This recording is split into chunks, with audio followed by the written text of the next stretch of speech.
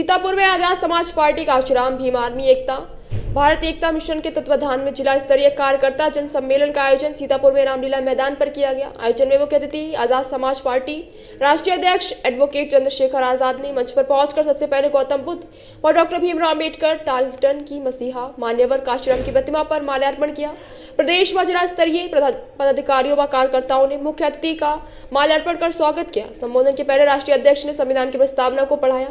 Azad Samaj party के राष्ट्रीय अध्यक्ष अपने संबोधन में कह रहे थे कि इस समय भारतीय जनता पार्टी की सरकार चल रही है जो बाबा साहब भीमराव अम्बेडकर ने बनाई है और संविधान को खत्म करने की साजिश रच रही है। सबको मिलेगी नहीं मिलेगी, सुविधाएं आएंगी नहीं आएंगी, और पैसा कितना खर्च होगा ना के बराबर। समझ रहे हो? देखो सारा सरकारी सिस्टम नेताओं के हाथ में, अधिकारियों के हाथ में, और वो यूज करेंगे प्राइवेट सेक्टर, और वो कहते हैं हमने जनता के लिए बहुत अच्छा कर दिया। अगर आपने जनता के लिए बहुत अच्छा कर दिया तो आप भी उसका लाभ ले लो ना कि भाई जो भोजन आप जनता को खिला रहे हो उस भोजन को आप भी तो खाओ, तभी तो बात बनेगी नहीं बनेगी, तभी पता लगेगा भोजन अच्छा है बुरा है। तो हमने तय किया है कि चाहे कोई कितना बड़ा अधिकारी हो, कोई कितना बड़ा नेता हो, सत्ता का हो या विपक्ष का, सबको अगर इलाज कराना है, बेहतर इलाज चाहिए तो सरकारी अस्पताल में बेहतर इलाज मिलेगा।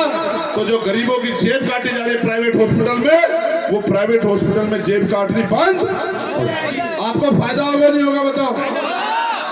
आपकी भी जीवन रक्षा हो जाएगी। मैंने महसूस किया, हमारे एक नेता महक सिंह जी उत्तराखंड वाले, उनकी माता जी का एक्सीडेंट हुआ, हम हॉस्पिटल लेके गए, प्राइवेट हॉस्पिटल में जान सकते थे, ऑक्सीजन की वो वेंटिलेटर की व्यवस्था नहीं हुई, उनकी माता जी की डेथ हो गई। लेकिन मेरे पड़ोस में रहने वाले एक हमारे साथी पैसे वाले प्रधान जी का एक्सीडेंट हुआ, सर में बहुत भयंकर चोट लगी, उनको वहीं एक हॉस्पिटल है मेडिग्राम, उस हॉस्पिटल में ले गए। 15 दिन के इलाज के बाद, इतनी चोट लगने के बाद वो सुरक्षित वापस आ गए। मैं उनके लिए भी मंगल कामनाएं करता हूं, उनसे मेरा कोई विरोध नहीं। लेकिन महक सिंह जी की मां को भी जीने का अधिकार इस प्रदेश में, इस देश में होना चाहिए था। महक सिंह की मां को भी वही इलाज और वही दवाइयां मिलनी चाहिए थी, वही सुविधाएं मिलनी चाहिए थी जो प्रधान जी को मिली। समझ रहे हो? तो ये हम करने जा रहे हैं जब हमें ताकत मिलेगी। ठीक है। तीसरी बात, सेना का सबसे बड़ा दुरुपयोग हो रहा है। कैसे? पिछली बार 2018 तक भाजपा की सरकार थी, केंद्र में 18.5 हो गए, और सब लोग कह रहे थे कि भाजपा ने नाश कर दिया। नोटबंदी की कोई फायदा नहीं हुआ, लाइन में लगे, मार खाई, पुलिस के डंडे खाए, मुसीबत झेली, लेकिन एक पैसे का फायदा नहीं हुआ। फिर भी भ्रष्टाचार जारी, आतंकवाद जारी है। फिर जीएसटी लागू की, व्यापारियों को नुकसान पहुंचा दिया। सब कह रहे थे कि भाई ये नौकरी भी दे रहे हैं, इनके खिलाफ है। इन्होंने कहा 15 लाख आएंगे, नहीं आए। इन्होंने कहा 2 करोड़ रोजगार मिलेंगे, नहीं मिले। सब कह रहे हैं इनको हटाओ हटाओ हटाओ। फिर अचानक से पुलवामा का हमला हुआ। आपको याद है पुलवामा का हमला?